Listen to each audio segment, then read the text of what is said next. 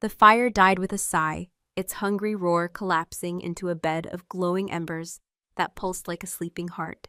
Smoke, thick with the scent of sacred herbs and my own terror, coiled around me, not as a shroud, but as a mantle. It clung to my skin, seeped into the ragged weave of my sacrificial tunic, and filled my lungs with a warmth that should have been agony.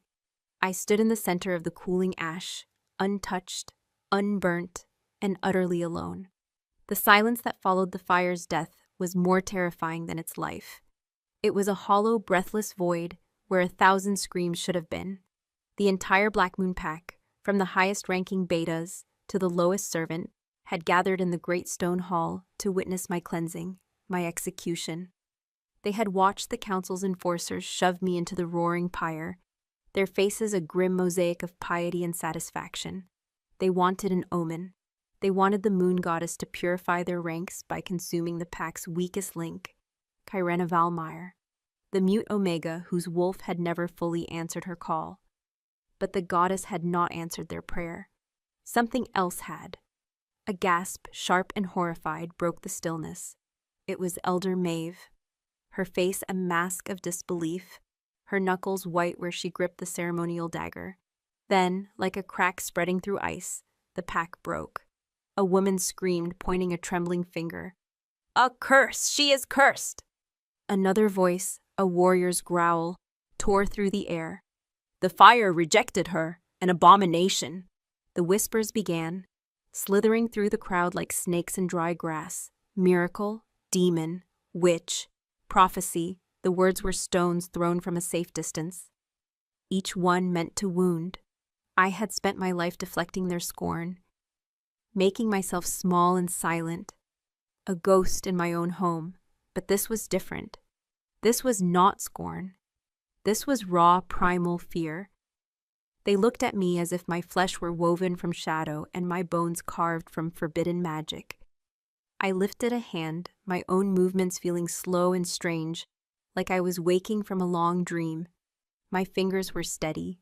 I brushed them against my cheek, expecting the searing pain of a burn, the slick horror of melted skin. I felt only warmth. The soot came away on my fingertips, revealing the pale, unblemished skin beneath. I looked down at my bare feet, standing on coals that still glowed a deep, angry cherry red.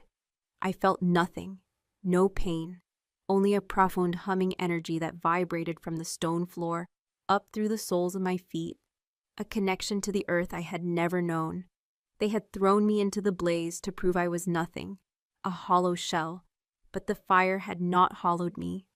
It had filled me. My gaze swept across the terrified faces, the snarling lips, the eyes wide with superstitious dread. For 22 years, I had bowed my head to them, accepted their verdict of my worthlessness. My muteness had been my cage, a silence imposed by a childhood trauma they'd twisted into a sign of divine disfavor. My small, quiet wolf was proof of my inferiority. I was a flaw in the pack's lineage, a disgrace they had finally decided to erase, and I had failed them, even at that. My eyes found Maeve again, the elder who had pronounced my sentence with such righteous certainty, now looked at me with pure, unadulterated hatred. Her plan had shattered. The neat, clean sacrifice had become a messy, terrifying portent. She took a step forward, her voice ringing with authority. "Seize the creature. It is not Kyrena. It is a fiend wearing her skin. The goddess demands its blood." The enforcers, great brutes who lived for violence, hesitated. Their hands went to the hilts of their silvered knives, but their feet remained rooted to the spot. They stared at my eyes, and I knew, instinctively, that they did not see the familiar, downcast gaze of the Omega they had tormented for years. The fire had left its mark there too, a flicker of gold, like a trapped ember. "Did you not hear me?" Maeve shrieked, her control cracking. "I command you!" Still they hesitated. The scent of their fear was a sharp, acrid tang in the smoky air, and my wolf, my quiet, shy wolf, stirred within me. She was not cowering. For the first time in my life, she rose to meet a threat, a low, guttural vibration building in my chest. It was not a sound I had ever been able to make, but I could feel it, a promise of violence that was as foreign to me as the fire's kiss. But it was not my nascent growl that stopped them. It was the silence from the throne. High above the floor, carved from the living rock of the mountain itself, sat the obsidian throne. And upon it, a man who was more myth than Alpha, Damaris Valerin, the Alpha King. He had not moved. He had not spoken. While the pack had devolved into a panicked mob, he had remained utterly still, a predator watching the chaos from a place of absolute power. His presence was a physical weight in the hall, crushing the air, muting the sound. He was a king forged in the crucible of the Northern Wars, a ruler whose name was spoken in whispers, from the icy peaks to the southern sea. They said his wolf was a monster, a throwback to a more savage time. They said his heart was as cold and hard as the obsidian of his throne. He wore no crown, only the scars that mapped his skin like ancient rivers. One jagged line cut through his left eyebrow, giving him a perpetual look of grim assessment. His black hair was long, tied back with a simple leather cord. His hands, resting on the arms of the throne, were massive, calloused, a warrior's hands. But it was his eyes that held the world captive. They were the color of a winter storm, a swirling gray that promised nothing but destruction. And they were fixed, unblinkingly, on me. In his gaze, I saw none of the pack's superstitious terror. I saw something far more dangerous. I saw the fury of a king whose authority had been challenged by an impossible event. I saw the cold calculation of a strategist faced with a variable he could not comprehend. And beneath it all, swirling in the deepest, darkest depths of that storm, I saw a flicker of something else, a primal heat that mirrored the embers at my feet. Desire, raw, possessive, and utterly terrifying. It was a look that stripped me bare, that saw past the Omega, past the unburnt girl, and straight into the shivering soul of the wolf within. His stillness was a command. The hall fell silent once more. The pack's fear of Maeve's fanaticism, nothing compared to their fear of their king's displeasure. Every eye turned from me to him, waiting. The fate of the world, my world, rested in the space between his breaths. Slowly, deliberately, Damaris Valerin rose from his throne. He was immense. The stories had not done him justice. He was a mountain in the shape of a man, cloaked in black leather and dark fur, his shadow stretching long and menacing across the stone floor. The pack did not just step aside for him. They recoiled, melting away from his path as if his very presence might scorch them. He descended the dais, his heavy boots making no sound. It was an unnatural silence, the silence of a predator that had mastered the art of the hunt. He did not look at Maeve. He did not look at his enforcers. His storm-gray eyes never left mine. With every step he took, the air grew colder, thicker, charged with a power that made the hair on my arms stand on end.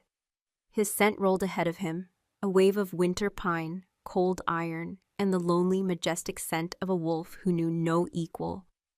It slammed into me, overwhelming the smoke and ash, and my own wolf, the timid creature I thought I knew, did not cower. She pushed forward, curious, drawn to the danger like a moth to a flame. He stopped just outside the circle of scorched stone, a mere arm's length from me. I had to crane my neck to look up at him. I saw the tension in the hard line of his jaw, the subtle flare of his nostrils as he took in my scent. Not the scent of the pathetic Omega, Kyrena, but this new scent, the one the fire had given me. Smoke, ozone, and something else, something anciently sweet, like petrified wood and wildflower honey. Maeve, he said. His voice was not loud, but it filled the entire hall, a low baritone that resonated in the very stones. It was the sound of rocks grinding together deep within the earth. You tried to burn a member of my pack without my final sanction. It was not a question. It was a statement of fact, a judgment. Maeve flinched as if struck. Alpha King, she began, her voice suddenly thin and reedy. She is an empty vessel, a defective Omega. The ritual is ancient, a cleansing.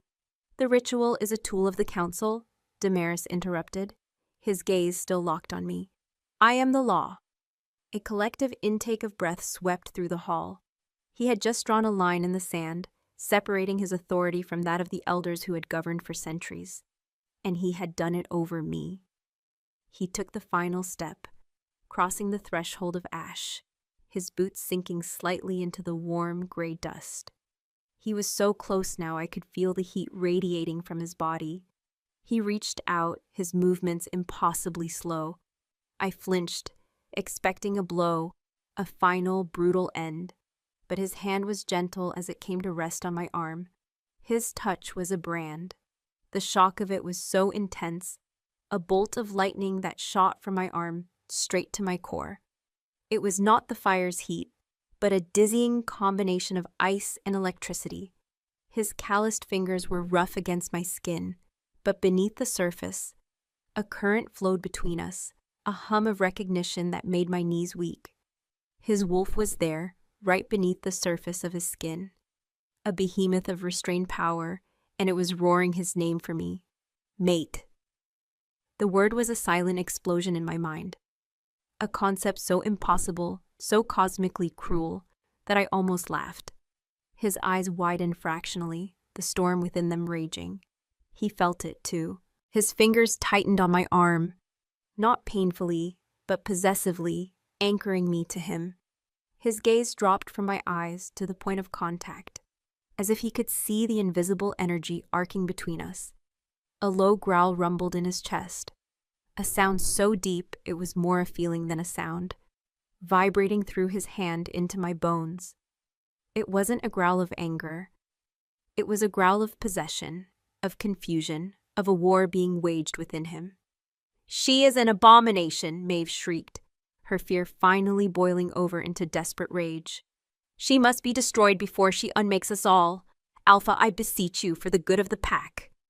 Damaris's head lifted, his gaze finally leaving me to slice toward the elder. The sheer lethal force of his stare made Maeve physically recoil. The temperature in the hall dropped 10 degrees. "You have overstepped, elder," he said, his voice dropping to a deadly calm. "And you have failed." He looked back at me, at his hand still gripping my arm. His jaw was a knot of granite. The Alpha King was trapped between ancient law, the fear of his people, and the undeniable, impossible truth that his hand was burning where it touched my skin. He had to make a choice: condemn me to appease the pack, or claim me and face the consequences of whatever dark magic had just awakened in his hall. His eyes held mine, and for a heart-stopping second, I saw the man beneath the king, a soul burdened by a crown and now shackled by a fate he never chose. He let go of my arm, and the loss of contact was a physical pain, leaving my skin cold and tingling. He turned, not fully away from me, but enough to address the silent, watching pack. His voice boomed, leaving no room for argument, no space for dissent. It was the voice of command, the voice of a king. "The trial is over," he declared. "The judgment is not yours to make, it is mine." He swept his gaze over the council, a silent promise of retribution. Then his eyes returned to me, pinning me in place. "She is a threat, or she is a miracle.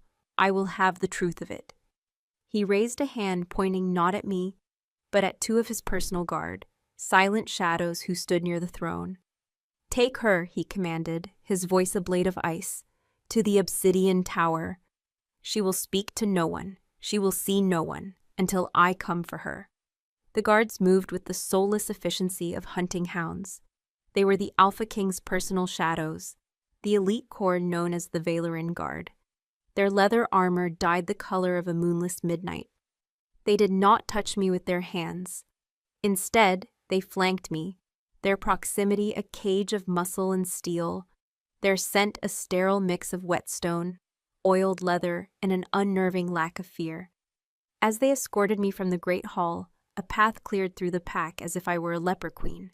No one met my eyes. They stared at the floor, at the ceiling, anywhere but at the Omega who had defied the fire. The whispers died in my wake. All that remained was the shuffle of 100 feet and the heavy thudding beat of my own heart. The king's silence followed us, a tangible presence that pressed on my back long after we left the hall. It was a silence that promised judgment, a silence that held the power of life and death. He had not condemned me, but he had not saved me either. He had claimed me as a puzzle, a problem to be solved in the solitude of his domain. We walked through corridors of cold, weeping stone, the torches on the walls casting our shadows long and distorted. The main keep was a place of noise and life, smelling of roasting meat, wood smoke, and the earthy scent of the pack. But as we ascended, the air grew colder, thinner. The sounds faded, replaced by the mournful whistle of wind through unseen arrow slits. We were climbing toward the pinnacle of the fortress, toward the place whispered about in stories told to frighten pups. The obsidian tower. It was not one of the castle's main turrets. It was a spire of unnaturally black stone that jutted from the highest point of the mountain, a needle aimed at the heart of the sky. The legend said it was not built, but grown, a shard of the mountain's own soul. It was the Alpha King's private sanctum. No one was summoned there, except for two reasons: to give counsel so secret it could shatter the kingdom, or to die. I did not know which I was. The final door was not wood or iron, but a single seamless slab of polished obsidian that drank the torchlight and gave nothing back. One of the guards, a grim-faced male with a scar that split his lip, produced a key of the same material. The lock turned with a grating sound, like bones grinding together. The door swung inward on silent hinges, revealing not a dungeon, but a chamber that stole my breath. It was a perfect circle. The walls were the same polished obsidian, curving upward to a vaulted ceiling where a single crystal-paned oculus looked out at the bruised twilight sky. There was no torchlight. The room was illuminated by a soft, internal luminescence that seemed to bleed from the stone itself, casting everything in a gentle silver glow. A large bed with black fur blankets sat against one wall. A simple wooden table and chair were in the center. A basin of clear, cold water rested on a stand in the corner, and set into the far wall was a window, a tall, narrow slit barred with iron, offering a dizzying view of the valley below. It was a cage, yes, but it was the most beautiful cage I had ever seen. A tomb fit for a king. The guard gestured for me to enter. I hesitated on the threshold, a primal fear seizing me. To step inside felt like a final surrender. The guard's hand twitched, his patience wearing thin. I took a deep breath, the air inside tasting of ozone and something ancient, like petrified rock and starlight, and stepped across. The door swung shut behind me. The sound of the lock turning was a note of absolute finality. I was alone. I stood in the center of the room, my body trembling with a strange mixture of terror and exhaustion.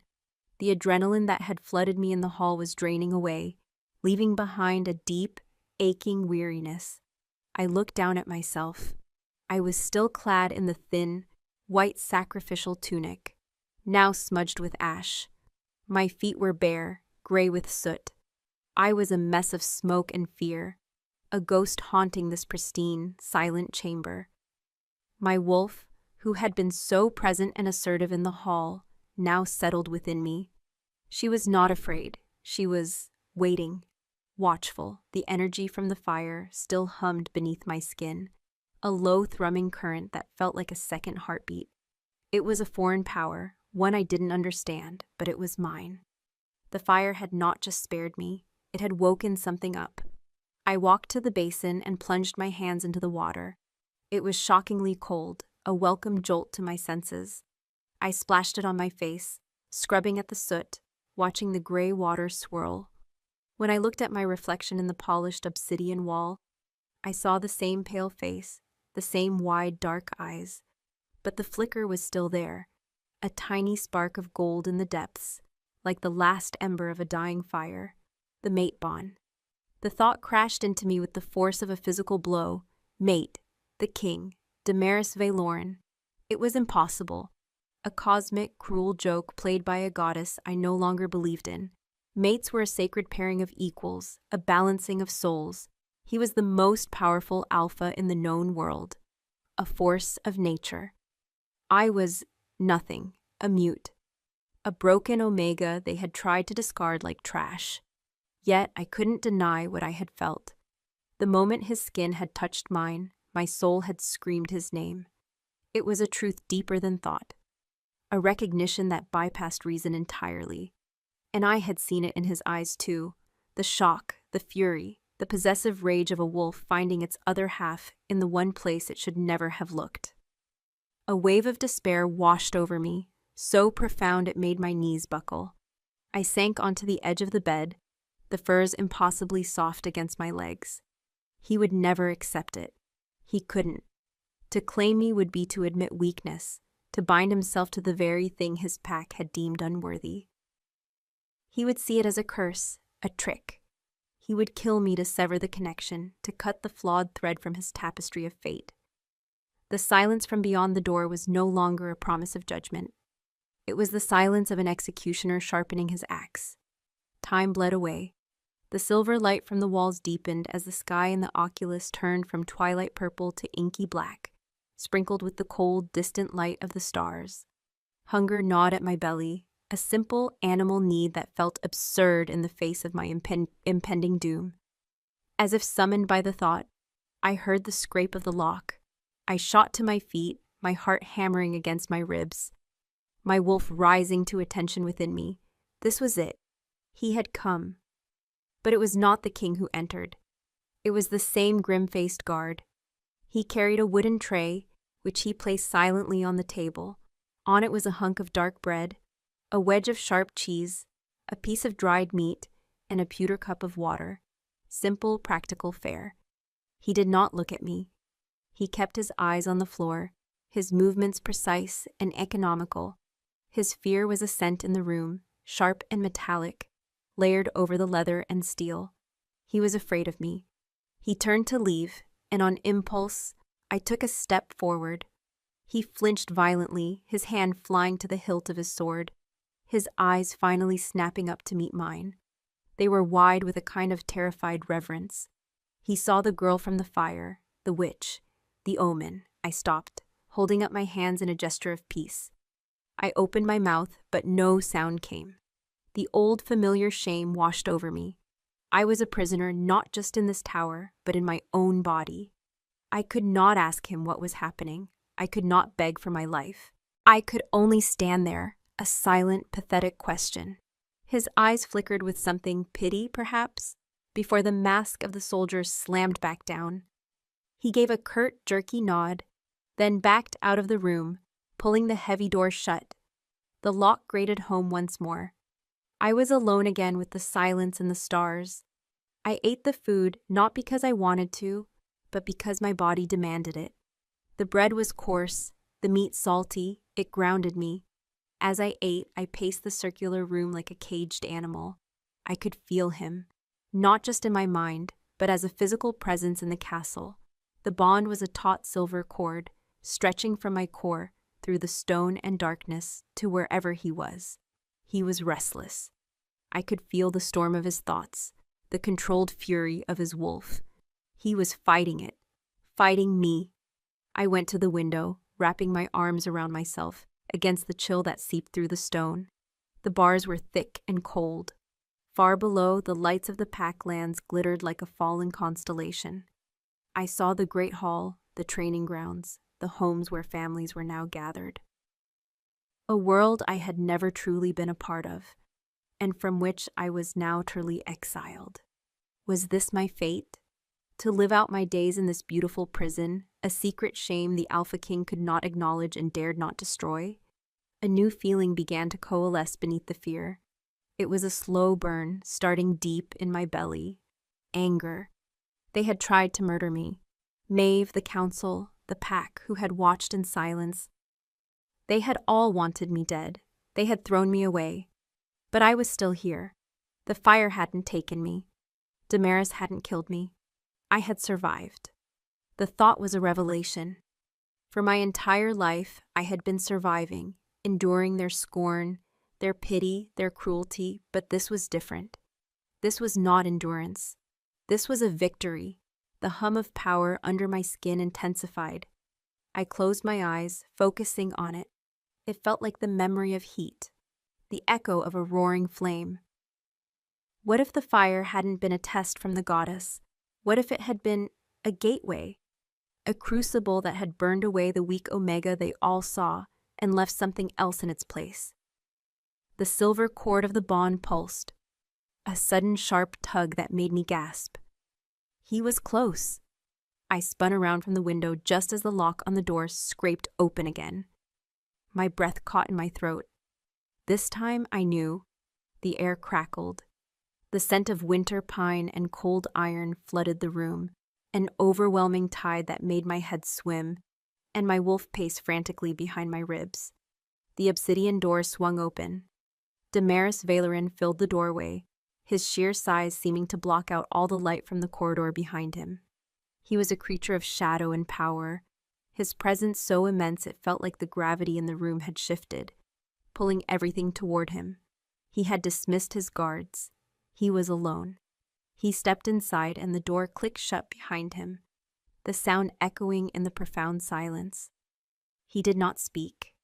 He just stood there, his stormy eyes sweeping over the room before they landed on me.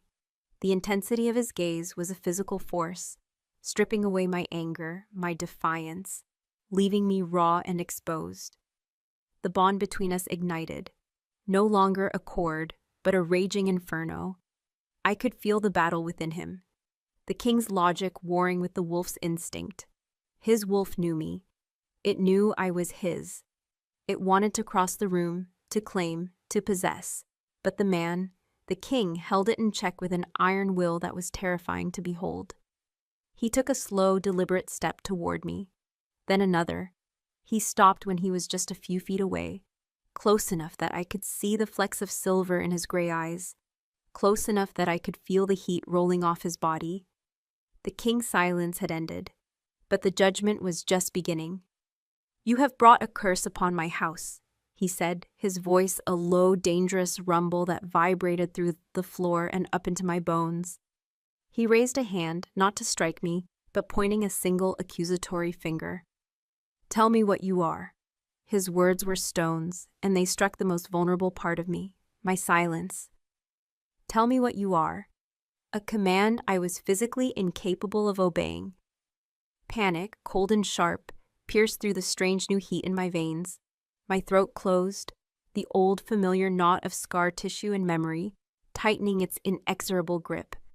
I opened my mouth, a desperate, useless gesture. A small, choked sound, less than a breath, was all that escaped. It was the sound of my failure, the sound I had been making my entire life. The king's eyes narrowed. The storm in them gathered force. He saw my silence not as an inability, but as defiance, an insult. "You stood in a pyre that can melt iron, and you did not burn," he continued, his voice dangerously low, each word a measured footstep drawing closer to my execution. "You have bewitched my pack. You have brought a foul magic into my keep. And now you stand before your king and refuse to speak." He took another step, closing the space between us. I was forced to tilt my head back further, my neck aching with the strain of looking up the mountain that was my Alpha King. His shadow fell over me completely. I was trapped in his orbit, in the crushing gravity of his power. The scent of him was overwhelming, that clean, cold scent of pine and iron. But now it was underpinned by the rising musk of an agitated wolf. His wolf. It was pacing the cage of his ribs, rattling the bars, desperate to get out, desperate to get to me. My own wolf whined, a high, thin sound of distress that echoed only in my soul. She was terrified of his anger, but she was also drawn to it, to the raw power of him, to her mate. I shook my head, my hands fluttering in a useless, panicked gesture. "I can't," I tried to convey, my eyes pleading with him. "I cannot speak." "Lies," he snarled, the sound ripping from his chest, more beast than man. In a movement too fast to track, his hand shot out and clamped around my throat. His grip was not tight enough to choke, but it was absolute, a cage of hard, calloused flesh. His thumb pressed against the pulse that hammered there, a frantic drumbeat of my terror. Every shifter can speak. Do not play me for a fool, witch. The contact was an explosion, a supernova of sensation. Where his skin met mine, a searing heat bloomed, 1,000 times more intense than the shock of his touch in the hall. The bond, that silver cord, became a roaring conduit of pure energy. I felt the fury of his wolf, the iron control of the king, the deep gnawing confusion of the man. It poured into me, a deluge of emotion that was not my own. And something poured back. Without my willing it, the humming energy inside me, the echo of the fire, surged toward his touch. My fear, my desperation, my frantic, silent scream of, "I cannot speak," coalesced into a wave of pure feeling. It wasn't a thought. It wasn't a word. It was the raw, undiluted truth of my existence. And it shot from me, through his hand, and straight into his soul. Damaris recoiled as if he'd been struck by lightning. He snatched his hand back, a harsh gasp tearing from his lungs. He stared at his palm, as if it had been burned. Then his wild, disbelieving eyes snapped back to mine. The fury in them was momentarily eclipsed by sheer, profound shock. What was that?" he breathed, his voice rough with disbelief. He had felt it. He had felt me. Hope, a fragile, desperate thing, flickered in my chest. I could make him understand. I didn't need a voice. I had this. I had the fire. I focused, pushing past the terror, reaching for that inner heat. I gathered the memories, the feelings, the lifetime of shame. I looked him straight in the eye, and I pushed. I showed him what it felt like to be a child, screaming for her mother as raiders tore through our village, and to have that scream cut short by the edge of a blade across her throat. I showed him the healers shaking their heads, the pity in their eyes. I showed him the other children mocking my silence, the pack turning their backs, the whispers of broken, worthless, mute. I pushed the crushing weight of 2 decades of loneliness and scorn into him. And then I showed him the hall. I made him feel my terror as the guard shoved me toward the pyre. I made him smell the sacred herbs meant to mask the scent of my burning flesh. I made him feel the searing heat on my skin, my wolf's final, desperate howl of despair. And then the miracle. The moment the fire bent. The moment the pain never came. The feeling of the flames embracing me like a lover, not a killer, weaving through my hair, kissing my skin, and pouring a new, terrifying power into the empty spaces inside me. I gave him everything, my entire miserable life, and the impossible, glorious moment of my rebirth, all in a single, silent wave. The king staggered back a step, his hand going to his temple. His face was pale beneath his tan skin, his breathing harsh. The storm in his eyes was a maelstrom of conflicting emotions. He had not just heard my story. He had lived it. He had felt the blade on his own throat, the shame in his own gut, the fire on his own skin. His wolf was howling, a sound of rage and pain that I could feel vibrating through the bond between us. It was a cry for its mate, for the injustice she had suffered. The king, the man, was fighting for control. His knuckles white, his jaw clenched so tight I could hear his teeth grinding. "Sorcery," he whispered. But the word had lost its conviction. It was no longer an accusation. It was a question. I stood my ground, my body trembling with the effort. I had laid my soul bare. I had nothing left to hide. I met his gaze and held it, letting the silence stretch. I had given him my truth. The choice was now his. He paced the room, his long strides eating up the space. He was a caged lion, the bars of the cage his own discipline, his own law. He ran a hand through his dark hair, the gesture one of profound agitation. He stopped at the far wall, turning his back to me, his broad shoulders filling my vision.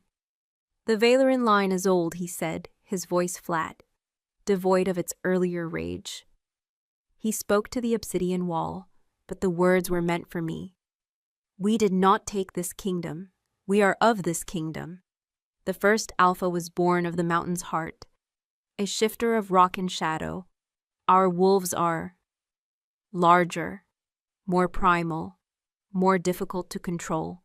He turned his head slightly, his profile carved from stone. For generations, a prophecy has been whispered that a Valoran alpha would be born whose wolf was too strong, a beast that would consume the man, a rage that would shatter the throne and bring the kingdom to ruin, an alpha who would be the end of all things. He faced me fully, and in his eyes, I saw a terrible ancient weariness, a burden I could not begin to comprehend. They call him the Obsidian Wolf, and my father and his father before him believed that wolf was me. My breath hitched. The stories, the whispers of his monstrous nature, his coldness, his brutal control. It was all a leash he had wound around his own soul to keep a prophesied monster at bay. For my entire life, he continued, his voice raw, I have fought it, I have mastered it. I have built a cage of iron and will around the beast inside me. There is no room for weakness, no room for emotion, no room for a mate who would distract me, who would offer the beast a vulnerability to exploit. He took a step closer, his eyes boring into mine. And the moon goddess, in her infinite cruelty, gives me a mute omega who is sentenced to burn, a broken thing who is not broken at all, a creature of fire and secrets, whose very touch feels like it could melt the bars of my cage. He was standing before me again, the space between us charged with the impossible truth he had just spoken. He was not just a king judging a subject. He was a man fighting a war against his own nature, and he believed I was the enemy's most powerful weapon. You are a complication I cannot afford, he said, the words falling like axe blows. To accept this bond, would be to invite the chaos I have spent a lifetime preventing. To acknowledge you as my mate would tear the pack apart. They would see you as a curse, a witch who has ensnared their king. Despair threatened to swallow me again. He was going to reject me.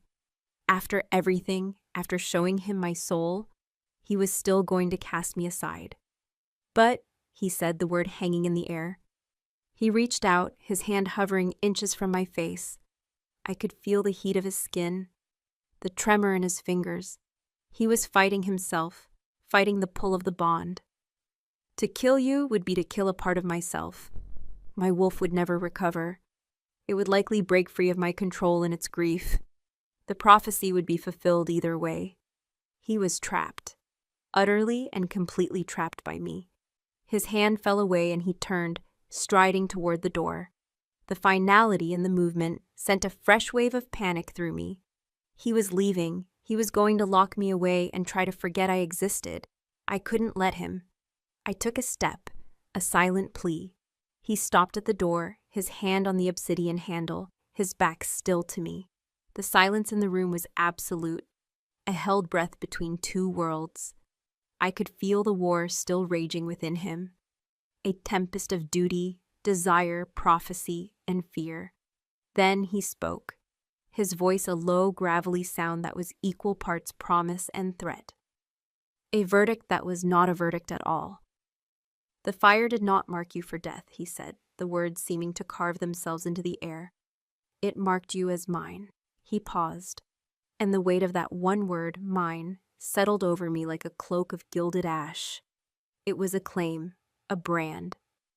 And that, he finished, his voice dropping to a near whisper, heavy with a terrible, grim certainty, may yet be the death of us both.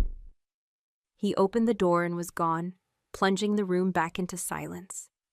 But it was not the same silence as before. This silence was filled with his words, his scent, and the terrifying, exhilarating weight of his claim. I was no longer just the unburnt Omega. I was his, and I was his curse. Days bled into one another in the silver light of the tower.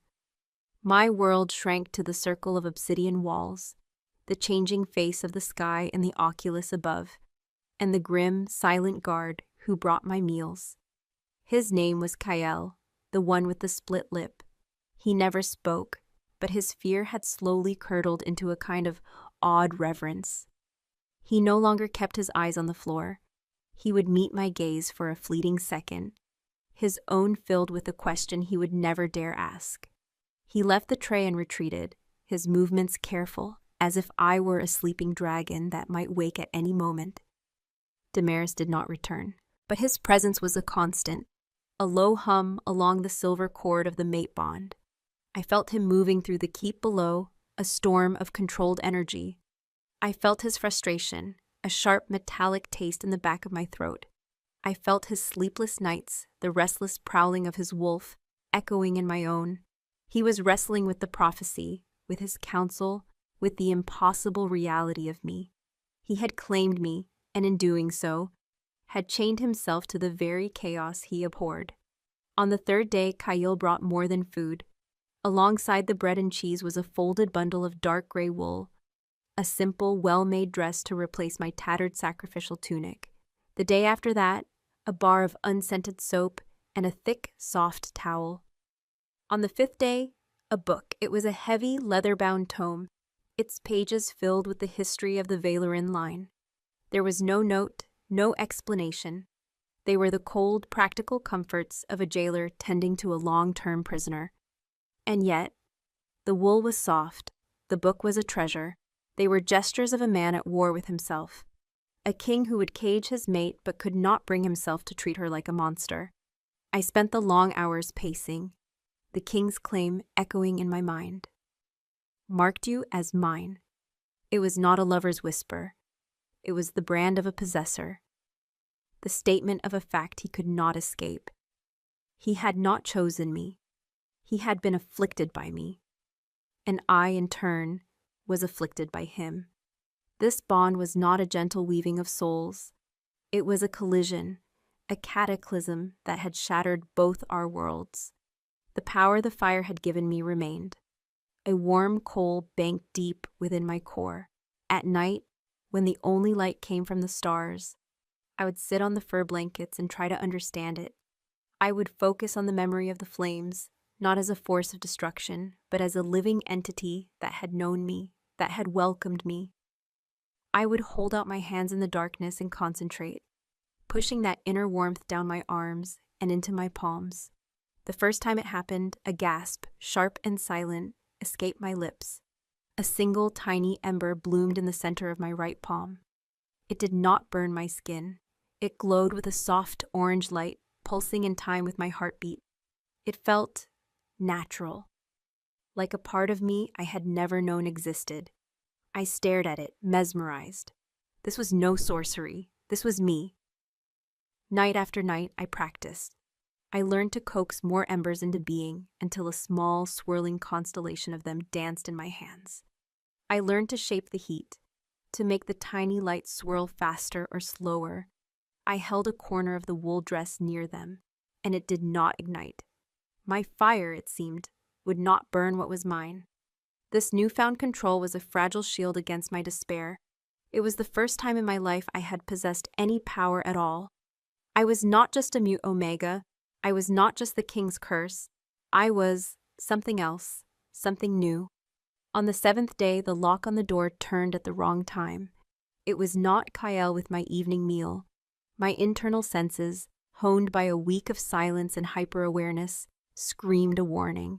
I rose from the table, the history book lying open before me, and turned to face the door, my heart beginning to hammer. The bond flared with a distant, unfocused agitation. Damaris was in a council meeting, his mind occupied, but some part of him sensed a shift. A threat aimed at his territory. The obsidian door swung open.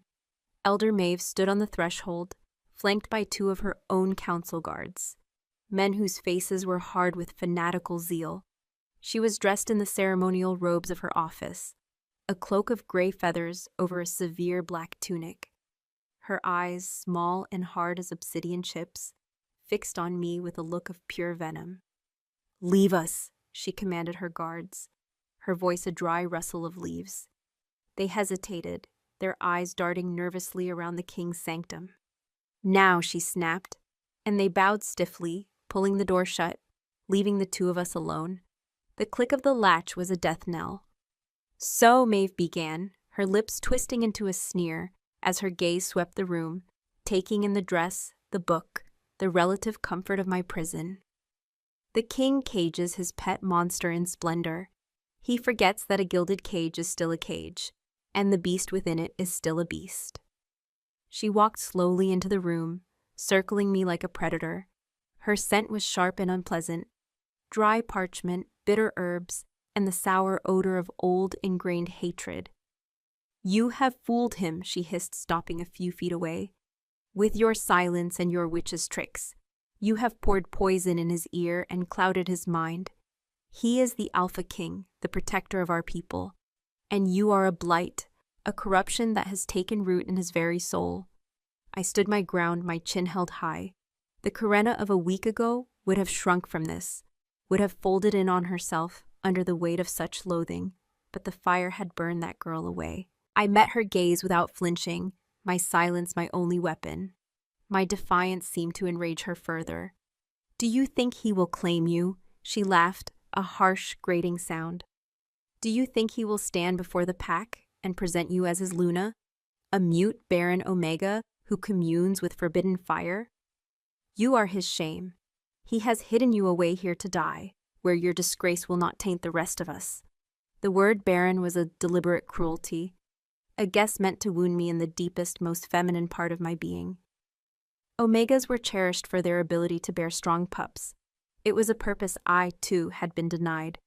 She saw the flicker of pain in my eyes and pressed her advantage. "He will tire of his new toy. And when he does, the council will be here to clean up his mess. The fire failed. We will not." She took a final, deliberate step forward, her hand slipping into the folds of her robe. I saw the glint of metal, a silver dagger, its blade etched with runes of purification. My blood ran cold. She had come here to finish what the fire had started, to murder me in the king's own tower. My wolf snarled, a true, vicious sound inside my head. "Protect us!" The bond with Damaris flared violently. It was no longer a vague agitation. It was a sudden, roaring inferno. His rage, his possessiveness, slammed into me from across the keep. He knew. On some primal, alpha level, he knew his mate was in mortal danger. I felt the distant crash of a table, the shouts of surprise from his council, the thunderous, unifying thought that blasted through our connection. Mine. But he was too far away. Maeve was here. The knife was in her hand. Panic gave way to instinct. The coal of power inside me roared to life. I did not think. I acted. I threw my hands up in a defensive gesture, just as Maeve lunged, the silver blade arcing toward my heart. And the fire answered me. It did not burst forth in a great torrent. It bloomed. From my outstretched palms, a swirling shield of incandescent embers erupted into existence. They were no longer the gentle, dancing lights of my practice sessions. They were a furious, hissing swarm of miniature suns, a vortex of golden-red heat that spun between me and the elder. The silver blade met the shield of fire. There was a sound like a blacksmith quenching hot steel. The air crackled with ozone. The tip of the dagger glowed white-hot, then melted, dripping molten silver that sizzled and vanished before it could touch the floor. Maeve screamed, a sound of pure, terrified agony as the radiant heat washed over her hand. She scrambled backward, dropping the ruined hilt of the dagger, her eyes wide with horror. She stared not at me, but at my hands, at the impossible, beautiful, terrifying shield of living fire that still spun in the air between us. "Abomination!" she shrieked, her voice cracking with fear. "Demon spawn!" The fire in my hands pulsed, reflecting the protective rage of my wolf, of the distant, thundering heart of my mate. And then the world exploded. The obsidian door did not open. It was torn from its very hinges, ripped from the stone frame as if it were made of paper. It flew across the room and shattered against the far wall in 1,000 sharp pieces. Damaris Valoran stood in the ruined doorway. He was no longer the controlled king. This was the obsidian wolf, unleashed. His eyes were not gray. They were glowing discs of molten silver. His teeth were bared in a silent snarl, his massive frame radiating a pressure that buckled the air. He was pure, unrestrained alpha power, a force of nature that had just been told The heart of his world was threatened. His silver gaze took in the scene in an instant. Maeve, cowering on the floor, her hand blistered and red. The melted dagger hilt, and me, standing with a shield of impossible fire still swirling from my hands. His eyes locked on mine. The primal rage in them was banked by a flicker of something else. Shock, awe, and a terrifying, possessive pride. He took a step into the room, a low growl rumbling in his chest, a sound that shook the very foundations of the tower. He looked at the trembling elder on the floor, then back to me, his mate, his curse, holding the sun in her hands. His voice was a gravelly tear in the fabric of reality, each word a hammer blow of judgment. "What have you done?" His question was not aimed at me. The full apocalyptic force of his presence was directed at the whimpering woman on the floor. The obsidian wolf had been unleashed, but it had a target, and for the first time in my life, that target wasn't me. The shield of fire in my hands wavered, the embers dancing with uncertainty before dissolving back into my skin, leaving behind only a faint warmth and the tingling echo of their power. Maeve scrambled backward on her hands and knees, her face a mask of terror. "Alpha King," she stammered, her voice thin and reedy. "She is a witch. You saw it. She attacked me with foul magic." "You lie," Damaris snarled, and the two words cut through her babbling like a shard of ice. He took a slow, deliberate step into the room, his movements terrifyingly fluid for a man his size. He was the apex predator, and she was the cornered prey. "I felt your intent through the stone of this castle. I smelled the scent of your treachery. You came into my private sanctum. You drew a blade on what is mine." The possessive declaration, spoken aloud in a voice of pure, unadulterated rage, sent a tremor of shock and something dark and thrilling through my soul. He had not just claimed me in the silence of the tower, he was declaring it now, before a witness, in a voice that promised death. He loomed over Maeve, his shadow swallowing her whole. "The law is clear, Elder," he growled, the sound vibrating in my bones. "To challenge the Alpha's mate is to challenge the Alpha. To raise a hand against her is to declare war upon the pack itself. It is the highest treason." "She is not your mate," Maeve shrieked, her fear giving way to a final, desperate burst of fanaticism. "She is a curse, a demon sent to unmake you. Look at her. The fire did not take her because she is born of it. She will be your ruin, the ruin of us all." "The prophecy? I am the prophecy," Damaris roared, the sound so powerful it seemed to shake the stars in the oculus above. "And I am the law, and your sentence is death." He didn't draw a weapon. He didn't need to. He simply reached down, his massive hand closing around Maeve's throat, and lifted her from the floor as if she weighed nothing. Her feet kicked uselessly in the air, her hands clawing at the unyielding vice of his grip. A gurgling, strangled sound was the only thing that escaped her lips. Her face began to turn a dusky purple. I watched, frozen, a part of me, the part that had been tormented and abused by this woman for years, felt a grim, righteous satisfaction. She had tried to kill me. This was justice. This was the law of the pack. But another part of me, a part I hadn't known existed, recoiled at the cold, brutal finality of it. This was not the controlled king executing a traitor. This was the obsidian wolf, indulging its rage. His eyes were still blazing with that silver, inhuman light. He was lost in the fury, and if he crossed this line, if he crushed her throat with his bare hands, he might not be able to find his way back. The man would be lost, and the monster of the prophecy would be truly born. The bond was a raging torrent between us. I could feel the bloodlust of his wolf, its satisfaction in the kill, its vicious protective snarl over its mate. But beneath it, I could also feel the man, Damaris, struggling, drowning in the red tide of his own power. "Stop," I thought, the word a silent scream. "Don't let it consume you." I reached out, not with my fire, but through the bond. I pushed not an image or a memory, but a feeling. The feeling of the cold water in the basin on my first night here, the feeling of the soft wool dress against my skin, the feeling of his hand on my arm in the great hall, the initial shock, the terrifying recognition. I sent him the glimmers of the man he was, not the monster he feared he would become. I sent him calm. His silver eyes flickered. The glow lessened, just for a second. His gaze shifted from Maeve's dying face and found mine across the room. He saw me standing there, not cowering, but watching him, pleading with him. Not for her life, but for his. A shudder went through his massive frame. A war was being fought and won in the space of a single heartbeat. The inhuman light in his eyes receded, leaving behind the familiar stormy gray, now turbulent with self-loathing and a dawning horror at what he had almost done. With a guttural roar of disgust, he threw Maeve from him. She flew across the room and crumpled into a heap near the wall, landing with a sickening thud. She lay there, gasping and choking, greedily sucking air into her bruised throat, but alive. Damaris stood panting in the center of the room, his chest heaving, his hands clenched into fists at his sides. He looked at his own hands as if they were venomous snakes, his expression one of pure revulsion. He had come so close. I had pulled him back from the precipice. "Kyle!" he bellowed, his voice raw. The scarred guard and his partner appeared in the ruined doorway in an instant, their swords drawn, their faces pale.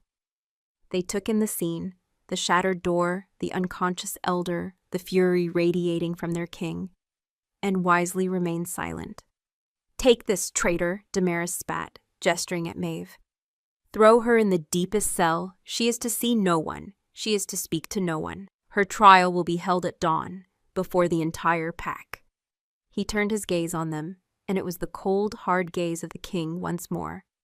"And find out who among the council guard was complicit in this. Bring them to me, all of them." "Yes, Alpha King," Kale breathed, bowing low. He and the other guard hauled the barely conscious Maeve to her feet and dragged her from the room. And then we were alone again, standing in the wreckage. The silence that descended was heavier than the stone of the tower. It was thick with unspoken words, with the scent of violence, and with the fresh, undeniable truth of what had just passed between us. I had not only defended myself with a power neither of us understood, but I had reached into his soul and pulled him back from the brink. I was not just his mate, I was his anchor. He wouldn't look at me. He strode to the barred window and gripped the cold iron, his knuckles white. He stared out into the darkness, his back a wall of rigid tension. "You should have let me kill her," he said, his voice a low, rough rasp. "It would have been justice." I took a tentative step toward him. "It would have been your end," I wanted to say. "It would have been the victory of the beast." "Every day," he said, his voice hollow, "I walk a knife's edge. Every challenge, every threat, every perceived slight is a temptation for the wolf to take control. I have learned to master it, to redirect the rage into cold law, into calculated force. But you, this bond, it's a gaping wound in my defenses. Her threat to you was not a challenge to my rule. It was a threat to my soul. The wolf did not answer with law. It answered with the intent to annihilate." He finally turned from the window, and the look on his face was one of grim despair. "You see now, don't you? What the prophecy means. What I am, with you as a vulnerability, I am 100 times more dangerous. My control is a thread, and you, Karenna, are the blade held against it." His use of my name, the first time he had ever spoken it, was like a brand on my heart. He saw me now, not as the Omega, not as the curse, but as Karenna, and he was terrified of what that meant. I walked toward him until I stood just a few feet away. I was no longer afraid of him. I had seen the monster, but I had also seen the man fighting it. I felt a surge of protectiveness so fierce it stole my breath. It was the mirror of his own. I held up my hands, palms forward, showing him they were empty. I focused on the calm center within me, the place where the fire lived. I sent him a feeling through the bond, a message clearer than any words. "You are not alone in this fight." He watched me, his expression unreadable. The air between us was thick with a tension that had nothing to do with violence and everything to do with the magnetic, undeniable pull of the bond. His eyes darkened, the stormy gray deepening to the color of twilight. His gaze dropped to my lips. The council will be in chaos, he murmured, his voice husky as if he were thinking aloud. Maeve's faction will see this as proof of their fears. They will say you bewitched me into turning against one of our own. They will demand your death more loudly than ever. I nodded, accepting the truth of it. My life was still forfeit. All that had changed was the identity of the executioner. They will not have you, he growled, the possessive wolf stirring again, but this time it was tempered by the king's resolve. He took a step, closing the final distance between us. He was so close I could feel the heat of his body, smell the scent of pine and his own unique musk. It was intoxicating. He reached out, his hand moving with infinite slowness, and gently touched my cheek. His calloused fingers were surprisingly tender against my skin. The contact was electric, a jolt of pure lightning that made my knees weak. His thumb stroked softly just below my eye. "A creature of fire," he whispered, his gaze intense, searching mine for answers he didn't know how to request. "Who feels like the calmest center of a storm?" My heart hammered against my ribs. My wolf was purring, a deep, contented rumble of homecoming. This was right. This was fate, however cruel and twisted. This man, this king, this monster was mine. His head lowered, his intentions clear in the darkening depths of his eyes. He was going to kiss me.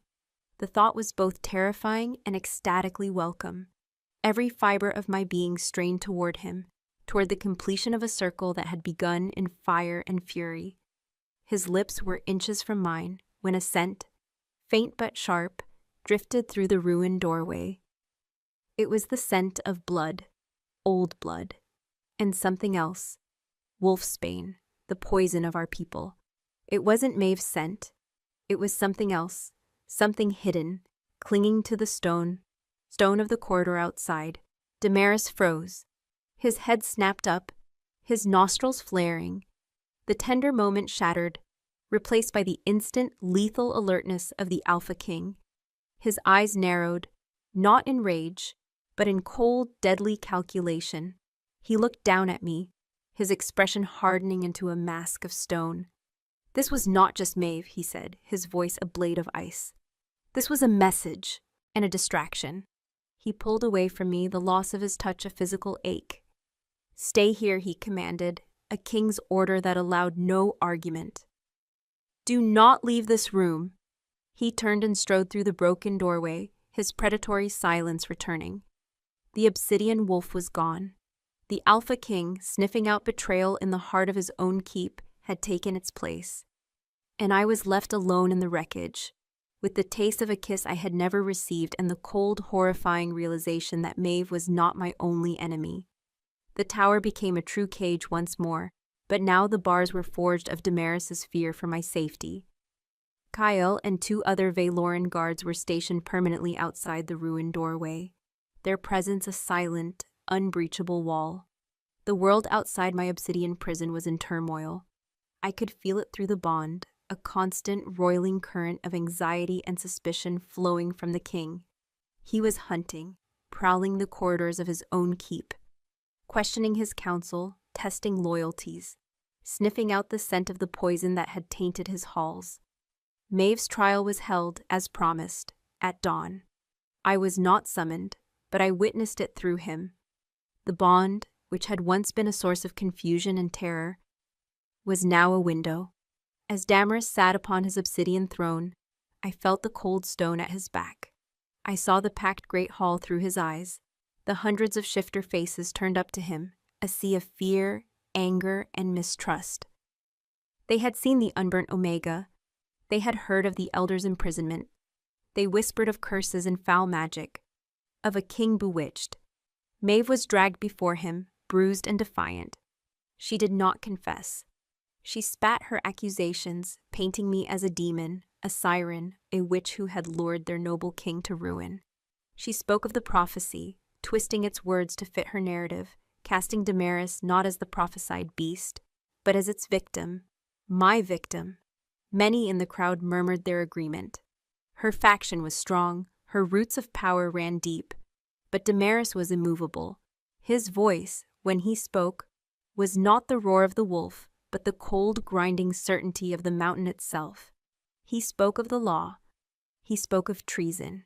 He did not speak of the mate bond. That was a secret too volatile, too dangerous to reveal. But he spoke of my place under his protection. He sentenced Maeve not to death, but to exile. Stripped of her rank, her name, her honor, she was to be cast out into the northern wastes, to survive or perish on her own. It was a sentence some considered merciful, but I felt his reasoning. To kill her would make her a martyr. To exile her was to let her poison fester and die in the unforgiving cold. The days that followed were a blur of his relentless investigation. He barely slept. I felt his exhaustion as if it were my own, a dull ache behind my eyes, a weariness in my bones. He ate little, his mind consumed by the puzzle. The scent of wolfsbane had been a ghost, a trace element meant to be found. It was a message, as he'd said. We can get to her, we can get to you. It was a threat from a shadow, an enemy who wore a loyal face. My own power grew in the solitude. The fire was no longer a stranger within me, but a companion. I learned to call it forth with a thought, to weave the embers into shimmering patterns in the air. I made them dance like fireflies, coalesce into a glowing sphere, and stretch into a ribbon of light. It did not feel like magic. It felt like breathing. I found that if I focused, I could sense the castle around me through the stone of the tower. I could feel the thrum of life in the keep, the steady, rhythmic beat of the pack's collective heart. The fire had not just marked me, it had connected me to the very stone of the Valeran ancestral home. One night, nearly a week after Maeve's trial, I was woken from a light doze by a sharp, violent jolt through the bond. It was not anger or suspicion. It was pain. Sharp, white-hot, and blinding. Damaris, he was hurt. Panic, cold and absolute, seized me. I scrambled from the bed, my heart hammering. I could feel him, not in the keep, but somewhere below, deep in the mountain. The pain was followed by a wave of disorientation, a metallic taste and a growing, sluggish cold. Poison, the wolfsbane. He's in the dungeons, a part of my mind supplied. A whisper from the stone. Let me out, I rasped, my voice a broken, unused thing, as I banged on the heavy plank that now blocked the doorway. Kael, let me out, I heard a startled curse from the other side. Princess, Kael's voice was tight with alarm. My orders are absolute. No one enters or leaves. My use of my voice, however cracked, had shocked him. He had never called me princess before. He's hurt, I screamed, the word tearing at my throat. He's dying, I can feel it. I could feel the guards' indecision. Their loyalty to their king was absolute, but so was their obedience to his orders. They were trapped. I didn't have time. The cold was spreading through the bond, a terrifying numbness that signaled the poison was winning. I backed away from the door, my mind racing. I could feel the cold iron of the bars on the window, the solid stone of the walls. I was a prisoner, but the fire was not. I closed my eyes, reaching deep inside for the warm coal of my power. I didn't just summon the embers, I summoned the inferno. I called on the memory of the pyre, the feeling of the flames not as a shield, but as a key. A torrent of heat flooded my body, a power so immense it made my teeth ache. I slammed my hands against the obsidian wall beside the window. Melt, I commanded. The word a silent, focused blast of will. The wall did not erupt. It softened. The polished black surface began to glow, turning a dull cherry red where my hands were pressed against it. The stone sagged, rippling like heated glass. The scent of ozone and hot rock filled the air. With a groan of protesting matter, a section of the wall the size of a door slumped inward and then dissolved into a sluggish, molten river that cooled into a jagged, uneven threshold. I didn't hesitate. I scrambled through the opening I had made, onto the narrow parapet outside the tower. The wind hit me, a blast of icy air that tore at my simple dress and whipped my hair around my face. The drop was hundreds of feet to the jagged rocks below, but to my left, the parapet led to the roof of the main keep. The guards in the corridor, hearing the noise, burst in to find my prison empty. The wall beside the window a gaping, glowing hole. I heard Kael's shouted alarm, but I was already moving. I ran. My bare feet were sure on the cold, uneven stone. The wind howled around me, trying to tear me from the roof, but I was fueled by a desperate, single-minded purpose. Damaris. I found a stone staircase leading down into the upper levels of the keep and plunged into the darkness. The castle was in an uproar. Alarms were beginning to ring. Shouts echoed in the halls. I ignored them all, letting my connection to the stone and my bond with the king guide me. Down, down, down I went. Into the bowels of the mountain. The air grew damp and cold, smelling of stale water and misery. The dungeons. The stone walls here were slick with moisture, the torches sputtering in the foul air. I found him in the lowest level, in a section I sensed was used for interrogation. He was on the floor, slumped against the wall of a cell. 3 of his own Valoran guard lay dead around him, their throats torn out. A 4th man, his face a mask of triumphant hatred, stood over him. It was Lord Vorlog, one of Maeve's staunchest allies on the council, a man whose face I had seen through Damaris's eyes at the trial. He held a small, ornate crossbow, the bolt tipped with a dark, viscous substance. Damaris was clutching a deep wound in his side, his face pale, his breathing shallow. The silver light was in his eyes, but it was dim, flickering. The wolf was fighting the poison, but it was a losing battle. "The king is dead," Vorlog sneered, raising the crossbow for a final killing shot to the head. "Long live the true pack." "No," I whispered, the sound lost in the damp air. Vorlog's head snapped up. His eyes widened in shock as he saw me standing at the end of the corridor, my hair wild, my face smudged with soot from my escape, my eyes blazing. "The witch," he hissed. "Impossible." He turned the crossbow, aiming it at me. "Then you will die with him." He fired. The bolt flew, a black streak of death. Time seemed to slow. I saw the wicked poison tip. I felt Damaris's despair through the bond, his helpless rage that he could not protect me. I did not try to dodge. I stood my ground, and I raised my hands. The pyre that had birthed my power erupted into existence around me. It was not a shield this time. It was a statement. A column of pure, white-hot flame roared to life, engulfing me completely. I stood in its heart, untouched, the fire coiling around my limbs like a living thing, crowning me in a halo of incandescent light. The crossbow bolt entered the flames and vaporized, its poison turning to harmless smoke. Vorlog screamed, stumbling back, shielding his eyes from the impossible, holy glare. He was looking at a goddess of flame, a creature of myth. Damaris slumped against the wall, lifted his head, his fading silver eyes widened. Through his pain and the haze of poison, he saw me. Not the broken Omega, not the king's curse. He saw his mate, wreathed in a power that defied all law, all reason. I took a step forward, and the column of fire moved with me. The dungeon, moments before a place of shadow and death, was now bathed in brilliant, cleansing light. Vorlog whimpered, his fanatical certainty dissolving into pure, primal terror. I walked toward him, my face set, my heart a cold, hard knot of fury. He had hurt my mate. He had tried to destroy my world. He turned to run, but there was nowhere to go. I raised a hand, and a whip of pure flame lashed out, wrapping around his ankle. He shrieked as the fire touched him, searing his flesh, and he fell heavily to the stone floor. I stood over him, the inferno that surrounded me casting his terrified face in a flickering, hellish light. I looked from him to the king, my king, who was watching me with an expression of profound, soul-shattering awe.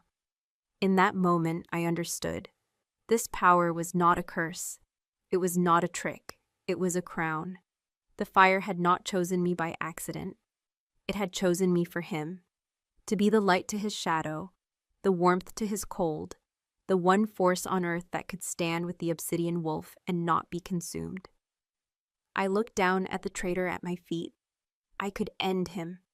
A single thought, and the fire would turn him to ash. The law was on my side. Justice demanded it. My own rage demanded it. But I looked at Damaris, at the man fighting the monster, at the king who had shown mercy to Maeve when his wolf demanded death. I would not be the thing that pushed him over the edge. I would be his anchor. I let the fire around me die down, receding back into my skin, until I was just Kyrena again, standing in the flickering torchlight. I let go of Vorlog, leaving him whimpering on the floor. I rushed to Damaris's side, falling to my knees. I touched his face, my hand trembling. His skin was clammy and cold. "Damaris," I whispered, my voice raw. He looked at me, his eyes clearing for a moment. He reached up, his hand covering mine on his cheek. "My queen," he breathed, the words a dying man's coronation. Then his eyes rolled back in his head, and his hand fell away limp. The bond, our silver cord, went terrifyingly slack. The silence in the dungeon was absolute, broken only by Vorlog's ragged, terrified sobs and the thundering of my own blood in my ears. The slackening of the bond was a physical agony, a tearing sensation deep in my soul, as if a vital part of me had been ripped away. I looked down at Damaris, his head lolled to the side, his chest still. Panic, colder and sharper than any blade, sliced through me. No, I did not come this far to lose you. The thought was not a plea. It was a vow. I placed my hands on his chest, over his heart. Beneath the cold leather of his tunic, his skin was icy. There was no beat. "Breathe," I commanded, my voice a broken thing. I pushed on his chest, the rhythmic compressions a desperate prayer. "Damaris, breathe." His wolf, the great obsidian wolf I had feared and revered, was fighting, but it was a battle happening in a realm I couldn't reach. It was trying to burn the poison from his blood, but it was being overwhelmed. The poison was designed to kill alphas, to quell the very life force of a shifter. It was succeeding, my fire. The thought was a spark in the overwhelming darkness of my grief. The fire had given me life. Could it give him life too? It was a wild, desperate gamble. I had used the fire to defend, to intimidate, to melt stone. I had never tried to heal. I had no idea if it would cleanse or consume. I could just as easily turn his body to ash as save it. I looked at his face, pale and still in the torchlight. The face of the king who had caged me, claimed me, and looked at me with awe. The face of my mate. I would risk anything. I closed my eyes, tuning out the whimpering traitor, the dripping water, the stench of death. I reached for the core of my power. Not the roaring inferno I had used against Vorlog, but the gentle, life-giving warmth I had first felt in the pyre. I coaxed it down my arms, a slow, deliberate river of liquid gold. My hands, resting over his heart, began to glow. A soft, warm, orange light seeped through my fingers, penetrating the leather of his tunic. I pushed the energy into him. A gentle but insistent wave of warmth and life. I imagined it seeking out the poison, the tendrils of cold wolfsbane that were snaking around his heart and lungs, and I imagined my fire burning them away. Not with violent heat, but with a purifying light.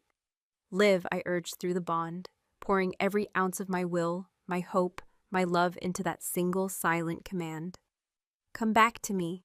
For a heart-stopping moment, nothing happened. The cold seemed to deepen, fighting back against my warmth. The slack bond remained empty, a silent void. Despair began to creep in, a chilling certainty that I was too late. And then I felt it, a flicker, a single, faint, struggling beat against my palm. Hope, fierce and blinding, surged through me. I pushed more power, more warmth, more of myself into him. The glow from my hands intensified, the light becoming a brilliant gold. The cold receded, chased away by the encroaching heat. Another beat, stronger this time. And another. The rhythm grew steady, a slow, powerful thud that was the most beautiful sound I had ever felt. A great shuddering gasp tore from Damaris's lungs. His back arched, his body convulsing as his own life force, bolstered by mine, waged a final, violent war against the poison. A dark, blackish sweat beaded on his forehead. His wolf roared back to life, a silent, triumphant howl that echoed through the bond, which snapped taut once more, vibrant and strong. His eyes flew open. They were no longer the dim, flickering silver of a dying wolf, but the blazing, molten silver of the unleashed obsidian wolf.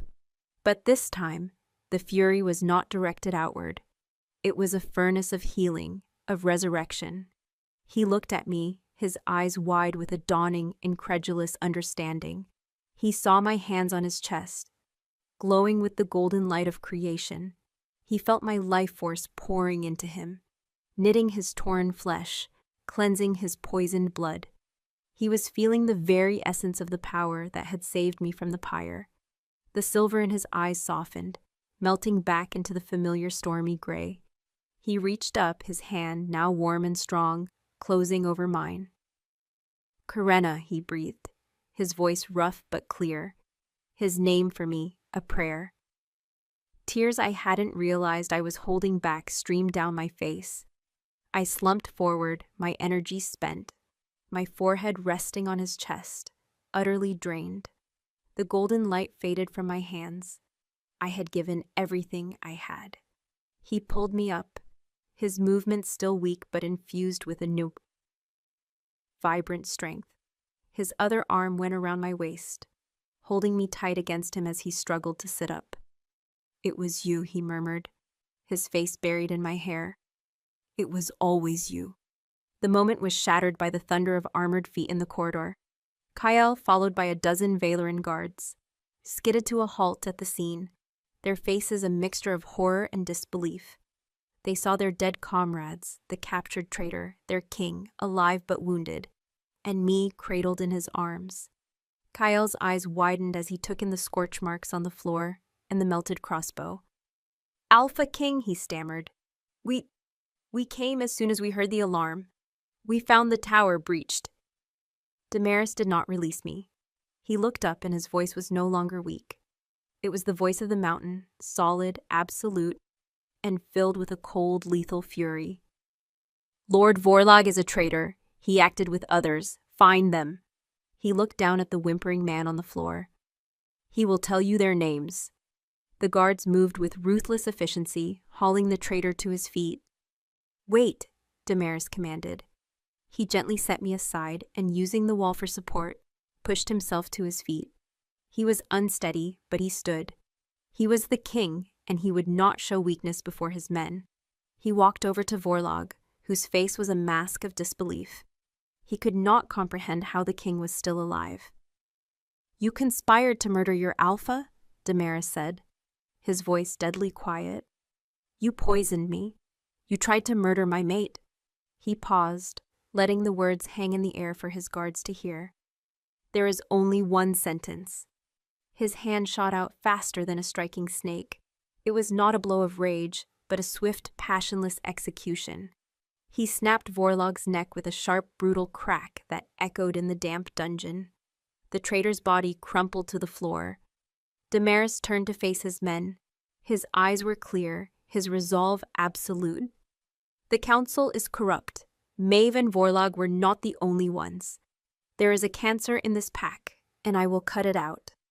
This was not just an assassination attempt. It was a coup. He looked at me, standing in the shadows, and his expression softened. He held out a hand. "Come." I walked to his side, and he wrapped his arm around my shoulders, pulling me against his side. He was claiming me, not in secret, not with a whisper in a locked tower, but here, before his most loyal guards, amidst the wreckage of betrayal and death. "Let the word go forth," he said, his voice ringing with power and a new, unshakable certainty. "Karenna Valmeyer, the unburnt, saved my life. She is the fire that cleanses. She is the heart of this mountain. She is my mate. She is your queen." The guards stared, their faces a mixture of shock, awe, and a dawning, fervent loyalty. They had seen me defy their king's orders, melt a stone wall, and stand wreathed in flame. They had seen their alpha on the brink of death, and now he stood before them, alive, claiming this impossible omega as his own. Their allegiance shifted. It was no longer just to the king. It was to the legend. Damaris leaned down, his lips brushing my ear. "This will be a war," he whispered, his voice for me alone. "They will not accept you easily. The kingdom they wanted is one of order and tradition. The kingdom we will give them will be forged in fire." I looked up at him, at the fierce love and unwavering resolve in his eyes. I thought of the pyre, of my silence, of the years of being nothing. I thought of the power singing in my veins, a power that had not only saved me, but had saved him. I was no longer afraid. I reached up and touched the scar that cut through his eyebrow, the mark of the warrior, the burden of the king. And though I could not speak the words, I poured the sentiment through the bond, a message of pure, undiluted truth. "Let them come. We will face them together." He understood. A slow smile spread across his face, a true smile that reached his stormy eyes and transformed his harsh features into something devastatingly handsome. It was the smile of a king who had been fighting a war alone his entire life, and had just found his general, his army, his victory, all in one impossible woman. "Our kingdom," he said, sealing the vow, "of ash and bone," and he lowered his head and finally captured my lips. In a kiss that tasted of battle, of poison, of survival, and of the dawn of a new, terrifying, and glorious age. 3 moons had waxed and waned since the night of the failed coup. Winter had tightened its grip on the mountains, blanketing the kingdom in a deep, soundless layer of white. But within the walls of the Black Moon Keep, a different kind of season had taken hold. It was a season of reckoning. Damaris had been true to his word. He had torn the rot from the heart of his council with a surgeon's ruthless precision. Those who had conspired with Vorlog and Maeve were exposed, their secrets dragged into the unforgiving light of the king's justice. Some were exiled, sent to follow their disgraced elder into the northern wastes. Others, whose crimes involved the direct shedding of pack blood, met their end in the cold light of dawn. The pack was shaken, fractured, but under Damaris's unyielding hand, it was beginning to heal. I stood beside him, no longer a prisoner in a tower, but a queen on her throne. It was not the great obsidian throne of the Alpha King.